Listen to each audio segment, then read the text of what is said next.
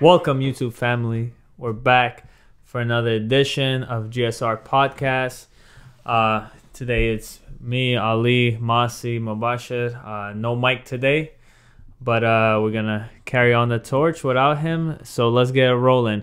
We're gonna start with the Week 6 preview of the NFL. There was a lot of interesting games last week. Right off the bat, Ravens versus the Eagles was an interesting one. I only say this because I thought the Ravens was going to smoke the Eagles, but that wasn't the case. It was 30-28.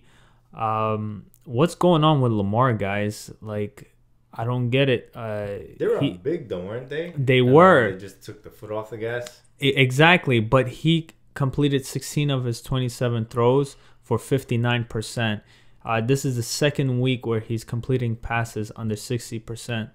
So my question is, what's going on with him? Like, I thought he would progress to be a better thrower of the ball. It doesn't seem that way. Can they sustain this type of offense with him going forward? Eventually, he has to throw it, right? So I leave the floor to you guys. I really think this year, coming into the year, I think Ravens were making that like a statement point, like we got to get Lamar throwing. I think they should let him just come natural. I mean, the guy had 9 rushes for 108 yards with a touchdown. I think you let him play your game. I mean, the biggest thing that we talked about last year when he was doing his thing was we kind of praised the Ravens of building a system for this quarterback and putting the players, the run, the hard-nosed front line. I think this year they're trying to get away from that and make him throw the ball. I think you should just let it come naturally. When a defense is that scared, there's no other quarterback in the league right now that'll have 9 rushes for 108 yards. We don't even blink an eye. You see those stats and you're like, that's Lamar being Lamar. Yeah, they do have to throw, but I think they're not that team. Lamar's not that player. I think he should not be throwing 30 times a game. I think they should be have a playbook for him where he's throwing 15 to 20 times to get his confidence. But when you're making this young man that is not comfortable throwing the ball throw 30 times a game, I think it takes away from his progression. And just you got to simplify it for him. You got to get the underneath throws, the dump ins and all that, get his confidence up, then get the deep ball going. But I see, if you guys watch the game, he was throwing a lot of deep balls, incomplete, inaccurate. So I think you just do what got you guys here. What got you guys to the to the playoffs last year. Let Lamar play his game. Work your system the way you've been trying to work it. And I think just let the game come to him and he will learn as he goes. Forcing it, I don't think is going to help him at all for a second-year player trying to learn the league and everything. He's actually in his third year, right? So I mean, first year, do we really count that? I mean, Joe Flacco was there most of the year. Then he comes.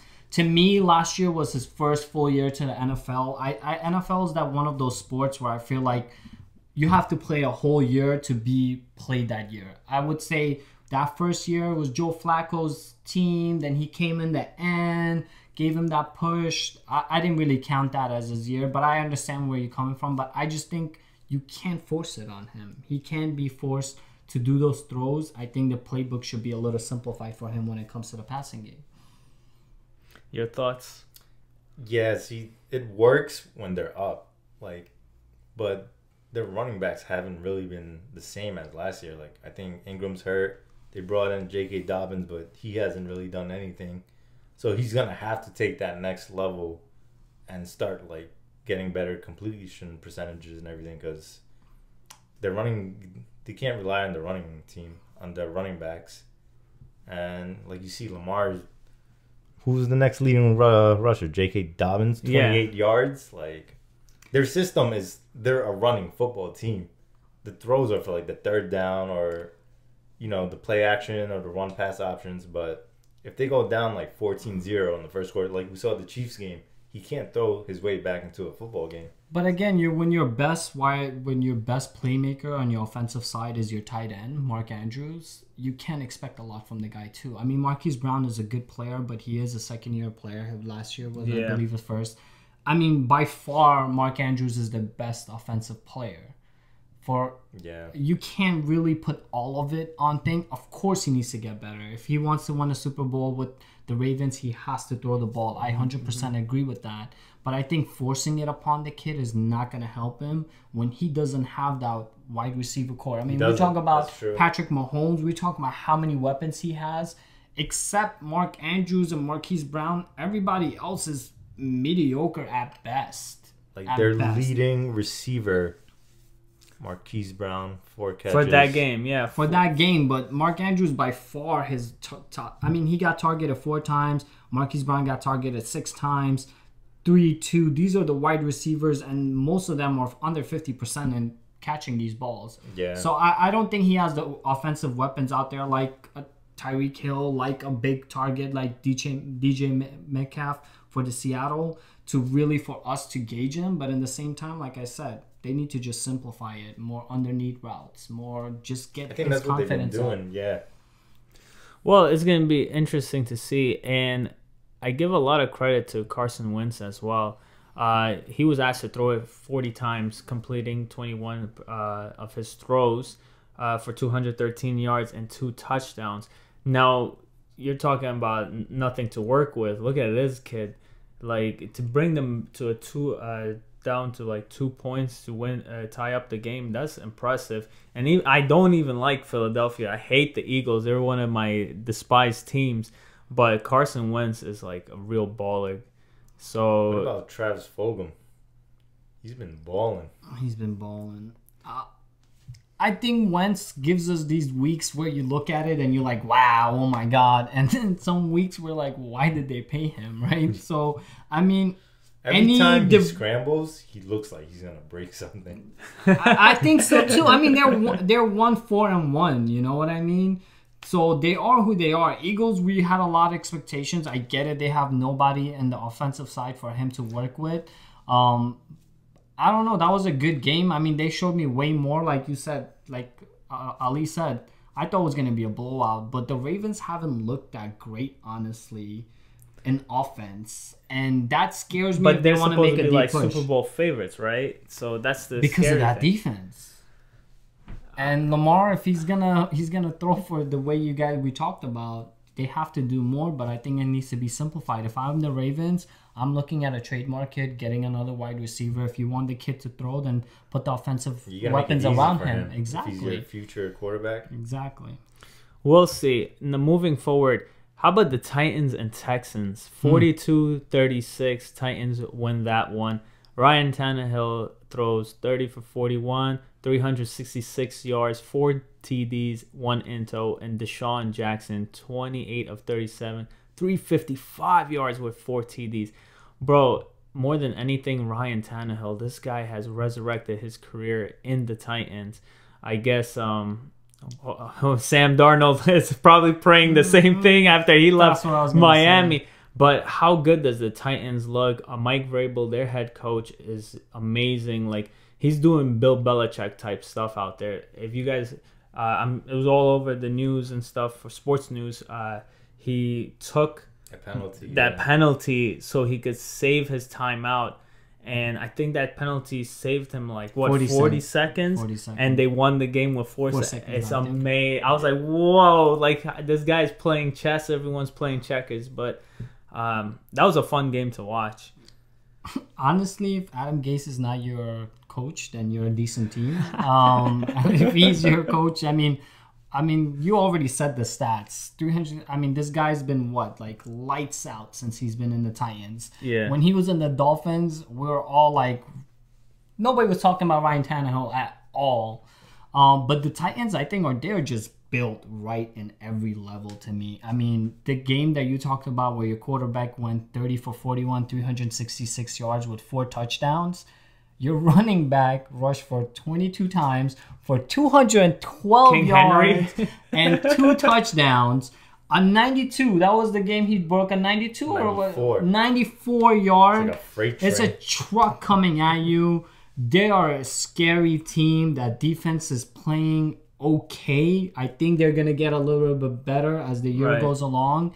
And the way they're playing, they can throw the ball when they need to. They get the deep passes. when they need to run, you got a truck that you can just hand the ball over. I mean, he is Marshawn Lynch .2, I think, and better because I think he's faster. He's bigger than most linebackers on the other team. I wouldn't want to be. Did you see how he was throwing people around? Josh Norman's still flying, by the way. But the Titans, to me, I think they're going to be so scary. The Chiefs need to watch out because if they fall down with the Titans, that's one team, I think, with their running game that will keep the ball away from them and it give them a lot of problems. Yeah, so Tannehill's really good with that run-pass option and the fakes. So if you're so focused on trying to stop Henry, he'll fake the run, and then you got A.J. Brown running down the field. You got Jonnu Smith running across the field. Corey Davis, Adam Humphries, like, he's really moving that offense. It's like... Anthony Frisker. And then, if you try to, double the receivers and help them out, then, Derrick Henry's going to average like 6-7 yards a carry. And Titans, they got a lot of flack after signing Tannehill to that contract extension. He's the perfect fit for them. Perfect. Exactly. And we mentioned quickly on Henry, right before the podcast, you said, this Derrick Henry wasn't this Derrick Henry like 2 years. Like, what happened? Hey, remember Deion Lewis was like their running back one, and Derrick Henry you could have picked off like waivers in fantasy, but no one really wanted yeah, him. exactly. Now he's like your round one. That leads to the Texans as well. So Deshaun Watson. I feel bad for Watson. It's amazing how much they put on this young man's shoulders. Like, and you could see like every player, they need dynamic players. Like, look how much of a difference this team is without D-Hop. Like last year, they're a playoff team. Now they get lucky if they get into the playoffs. So that's crazy with this team. You hope they make some moves to get him help, but I mean, what can you possibly get for him? Like, what can you do? I mean, it was the coaching, right? Once the coach got fired, I mean, the Texans are playing great ball, honestly. The past couple of weeks. It's not, honestly, I don't think he doesn't have, it's not about the weapons. I think it was the coaching. I think that the whole team chemistry was messed up. Because, I mean, we're still talking about a guy that has Will Fuller, that has Darren Fells. Brandon Cooks is a very good receiver. I mean, yeah, you're not going to replace a D-Hop anyway. I mean, he's one of the best receivers in the league, but I think it's more coaching. I think the Texans are going to play way better going forward. I mean, you're talking about they won against a 5-0 team, and we're talking about penalties and taking a penalty 40 seconds for the Titans. As much as we're talking about how good they are, it took a penalty and a genius move to win the game with 4 seconds left to tie it. I'm sorry. Yeah. So I think the Texans are playing really well. Jets, please take notes. You need to make change when your team is complete garbage. And I think that was what it was. And Arizona Cardinals were the biggest benefactor of that. And they got D-Hop for basically a bag of peanuts. That's true. Yeah, I think they're just missing a running back because if they could have killed the a couple more first downs before they gave the ball back to the Titans and let them come tie the game, they would have won that game. Yeah. But David Johnson just has not been worth that trade. No, Mike, I hope you're listening. I mean, I said that, right? I mean, we were talking about that even in our group chats, right? I'm like, you got robbed. Seriously, they were trying to say, David Johnson's going to come back from ACL at that age, running back. The game gets faster every year. The players get faster and stronger every year. It was a horrible trade. So if you want a really good trade, just look at which coach is having a bad year and talk to them, and you might get good players. So the game that we all anticipated was going to be a good game, but it did not happen. The Bucks versus Green Bay. They smoked Green Bay 38-10. Aaron Rodgers threw for 16 out of his 35 throws and 160 yards. 2 intos and 1 pick six. Tom Brady, on the other hand, 17 for 27, 166 for 2 TDs, and Gronk obviously was the beneficiary for that. I think Tom Brady has Aaron Rodgers' number because every time it seems like when he goes up Brady, he's always losing these games, and I was a little disappointed. Like, what happened there? Yeah, they got the lead first, Green Bay. 10-0, yeah. Yeah, and then after that... Pick six. it was downhill. So I'll leave it to you guys. Like, what did you see in that game? What We happened? finally saw Tampa's defense being Tampa's defense because you know it was 10-0 and then it was 10-7 after the pick six. Rodgers comes back, throws another pick, and then after that it was like he looked like he couldn't just move the ball on them. Like that defense was not allowing anything to that team after those first 10 points. And then you had Ronald Jones running like a beast that game. I think this was probably his best game. 113 yards for 23 carries. Yeah, man. 2 touchdowns. And it wasn't like one long run. Like every run you saw was at least like 6-7 yards. I mean, and it goes back to, I mean, if you guys listen to the podcast and you guys go back, these are the points that we kind of brought up, and I was hammering it. It's the defense. Tampa Bay's defense is young. They needed time to kind of gel. My biggest thing was there was no penalties. You came off a week that you had the most penalties. You gave up almost 100 yards just in penalties. And then you played a clean game. You know TB12 was in that locker room smashing things after that kind of game. So I think it was just followed the leader. There was no penalties. They cleaned up their game.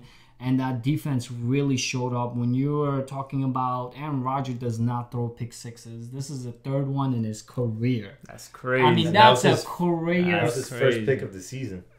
Again, 3 pick sixes in your career. Aaron Rodgers has been here for a long time.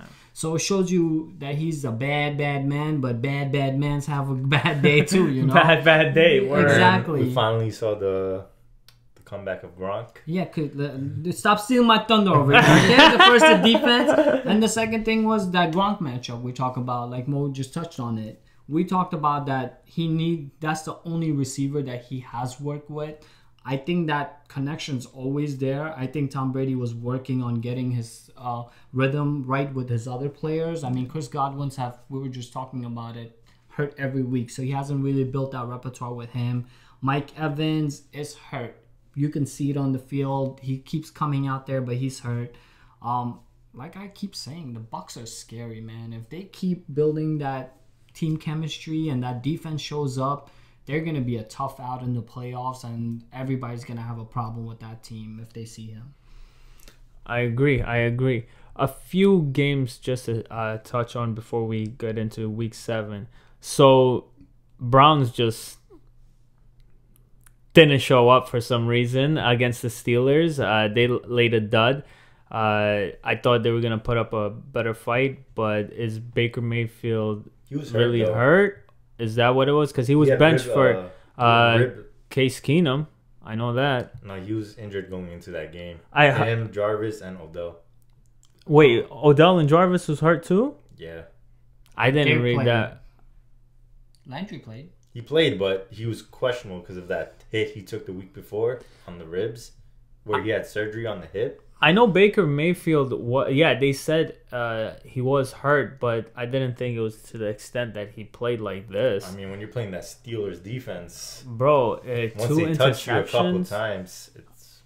I heard Baker Mayfield is the new starting quarterback for the insurance company. I think that's why he was playing like that, because he wants to get out of his contract.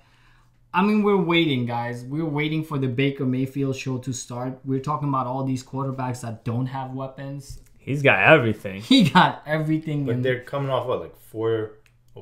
They just won 4 games in a row. But did any of those have to do with Baker? Go look back in his stats. I think it's more their running game. They're missing Chubb big time.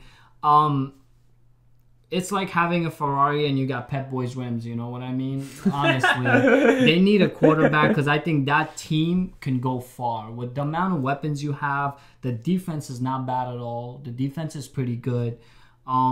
Baker Mayfield, I mean, you got to make a decision. You got to pay him soon. So you got to see what you have, what you don't have. You're in 4-2, but I feel like they might even give the keys to the kingdom to Case Keenum and let him ride out the season. Oh my God, that would be bad. If that happens, oh Lord. But they were talking about, I mean, this morning, First Take, they were saying that he got benched. He didn't not play because of injury. I get it. He went into the game injured, but he was benched for his play. He wasn't benched because, he's hurt, let's not putting him in more risk. He was legit benched with Case Keenum coming out. Other than that, why would you do that? I mean, Well, Kennedy said the same thing about when Jimmy G was benched last week. So maybe because Jimmy had ankle injury, so they benched Jimmy him. G is being paid regardless. He has a contract. He's not going nowhere. When you're putting, I can see it, but I just don't think Baker has played to his potential, to what he came out that he was supposed to be, the first overall pick. I don't think he has shown it except his rookie year when you got none to lose and he was flinging the ball left and right. He still had a lot of interception, but the Baker Mayfield we were promised as fans when he came out of college, we haven't seen that. And he can't use the excuse like other quarterbacks that he doesn't have weapons. Like, you got all the weapons in the world. You got 2 number 1 running backs. You got 2 number 1 wide receivers. You just signed Austin Hooper for your tight end. I mean, you're stacked and you should be doing better. You expect better, but they are 4-2. So that team's chemistry just been off. They are 4-2 though.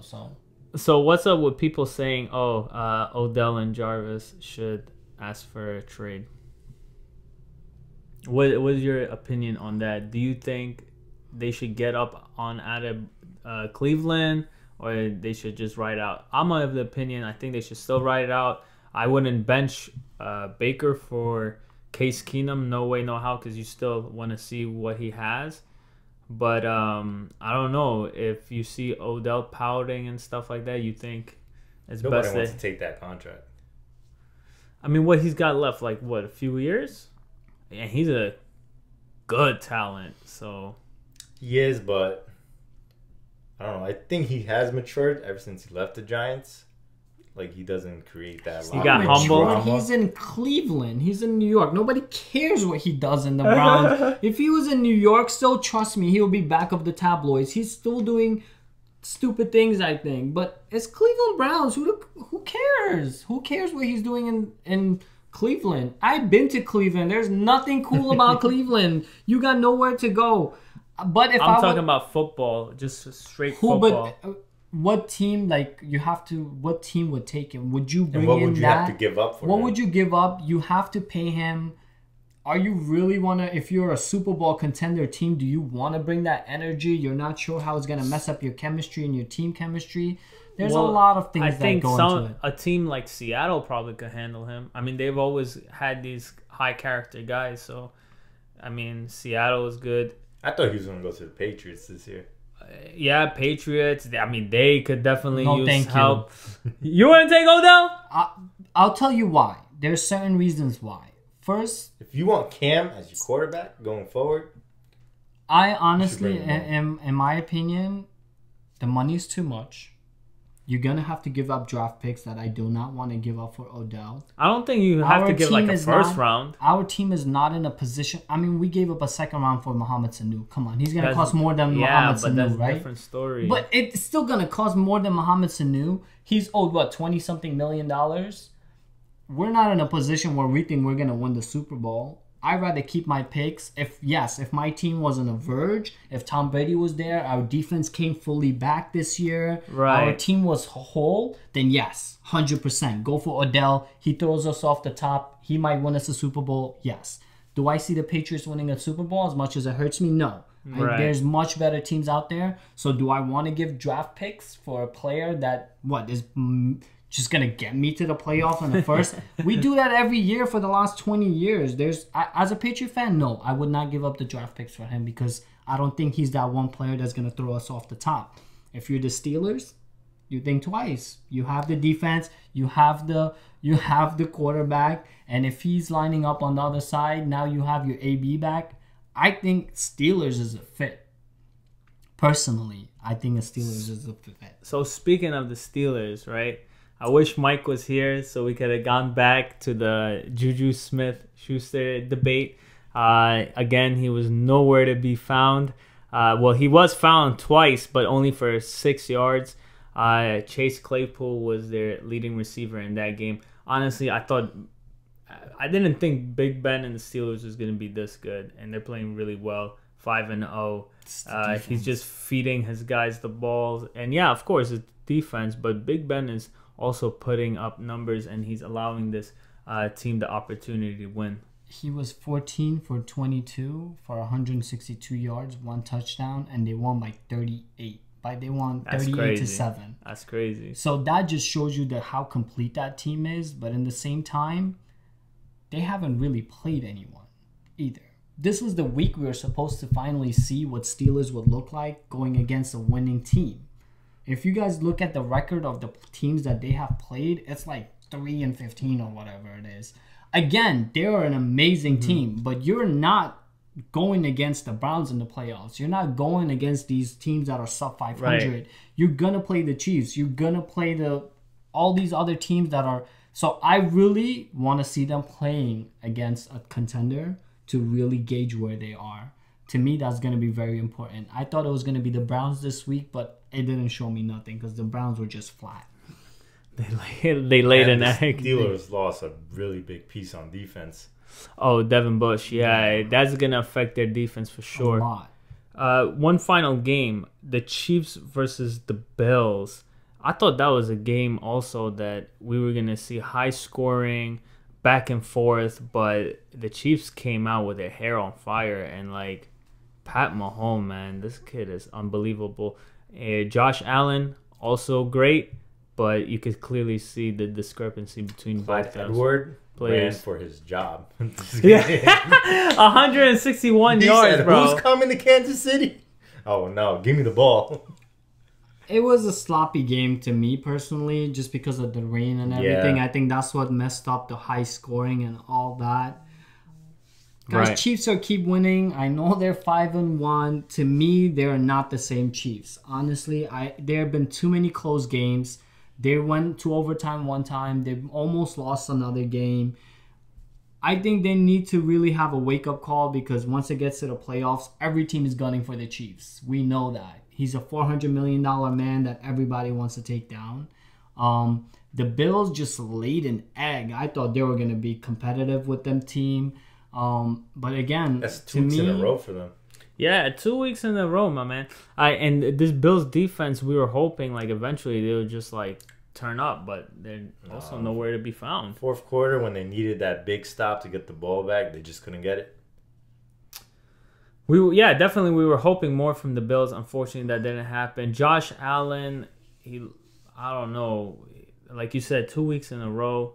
It hasn't been his best performances, but hopefully they get it together, because they have a weak matchup coming up next week against the Jets. With that being said, we're going to take a quick timeout, and then we're going to jump into the preview of Week 7.